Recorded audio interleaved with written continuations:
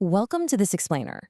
Today, we're diving into something that, honestly, might just be the most overlooked yet completely game-changing concept in modern agriculture. We are going to look at how taking a pretty boring logistical necessity, storage, and transforming it into a sort of technological time machine can actually solve East Africa's food crisis. And the best part? It generates massive economic returns for everyone involved while doing it. Right off the bat, let's start with this powerful idea. Just take a second to let this sink in. Civilization is built not by what we produce, but by what we preserve. That quote perfectly sets the stage for us today. We constantly obsess over yield, right? How much we can grow, the latest fertilizers, the best seeds, but agricultural storage is actually the absolute foundation of human prosperity. Think about it. If you can't keep what you grow, all that effort of growing it is essentially wasted. Okay, moving into part one, the cost of rot and harvest seasonal cycles. Let's pull back the curtain and look at the pretty brutal economic reality facing farmers in East Africa right now. It is a reality defined by the simple, totally devastating cost of rot. So here is the crucial, somewhat mind-blowing point. Farmers are routinely losing 20 to 40% of their staple crops right after the harvest. We are talking about staggering losses to pests like weevils, to mold, and just general spoilage. To put that into perspective for you, this costs regions like Eastern and Southern Africa nearly $920 million annually in maize losses alone. That is almost $1 billion of pure value just vanishing into thin air, simply because there is nowhere safe to put the food. And this dynamic creates a truly vicious economic cycle. Imagine a typical smallholder farmer in northern Uganda. They may be earning just $136 to $272 for the whole year. Now, when harvest season hits, everyone has food at the exact same time, which creates a massive market glut. Because our farmer has no way to store their crops safely, they are literally forced to sell immediately for bottom barrel prices, just to get some cash before the pests ruin the whole batch. Then, fast forward a few months to the lean season, when food is scarce. They are forced to buy food back at incredibly high prices just to feed their families. It's a mathematical trap, and it keeps people locked in poverty. So part two, simple tech, massive impact.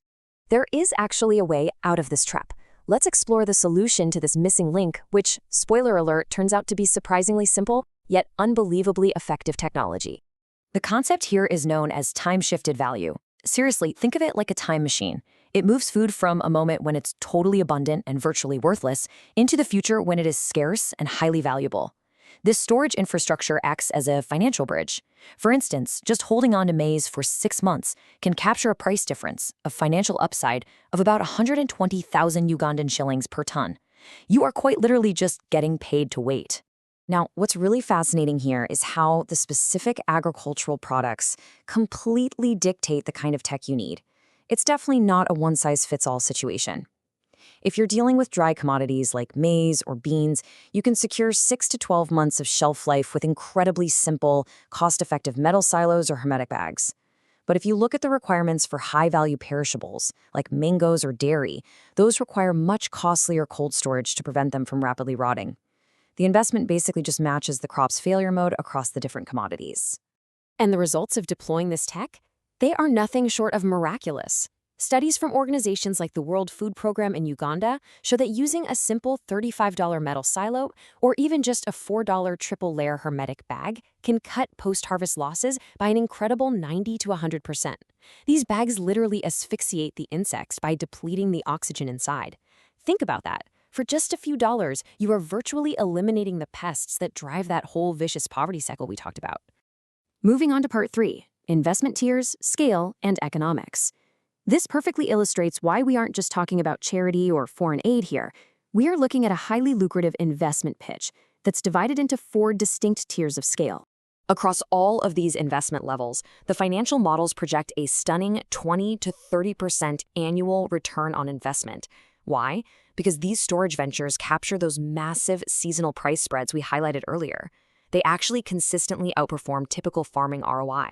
And the payback periods on the capital? Just 3 to 5 years. It is a phenomenal business case, and it's built entirely on simply saving food. Let's break down the economics of these tiers. Tier 1 is an entry-level 50 million Ugandan shilling investment. That's roughly 13,500 US dollars. That builds a village unit with solar dryers and silos that can serve up to 20 farming households. This scales up really smoothly through a Tier 2 commercial hub, then a Tier 3 district center with industrial dryers, all the way to Tier 4. Tier 4 is a massive 500 million shilling regional hub capable of holding 1,500 tons of grain, featuring full cold chains and packing units for export. Each tier adds complexity, sure, but it also unlocks massive new value.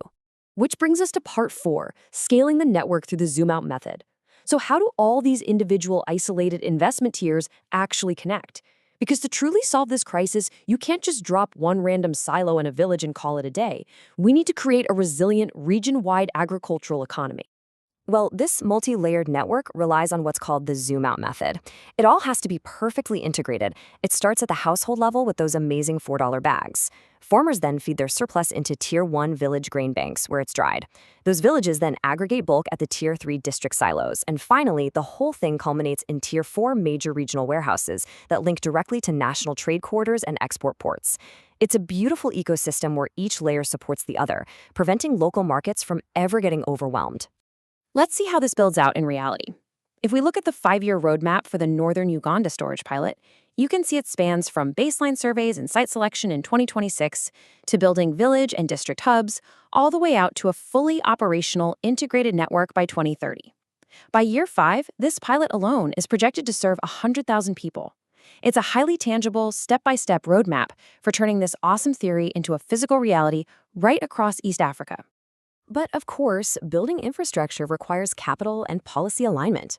To actually achieve this 2030 vision, governments need to step up by offering things like tax holidays and duty waivers for storage equipment to really spur adoption. Meanwhile, private investors and banks can utilize what's called a Storage Opportunity Index to underwrite loans securely. Furthermore, and this is really cool, because rotting food creates massive greenhouse gas emissions, these networks can actually tap into green finance through carbon and ESG credits. So it's a massive win for the farmer, the investor, and the climate. I want to leave you with this final provocative thought. Considering the massive 30% financial returns, the dramatic reduction in climate emissions, and the profound human impact of simply saving what we already produce, shouldn't we completely rethink our approach to global food security? We already have the time machine. It's just a matter of deciding to build it. Thank you so much for joining me on this explainer, and I really hope this changes how you look at the real roots of agricultural prosperity.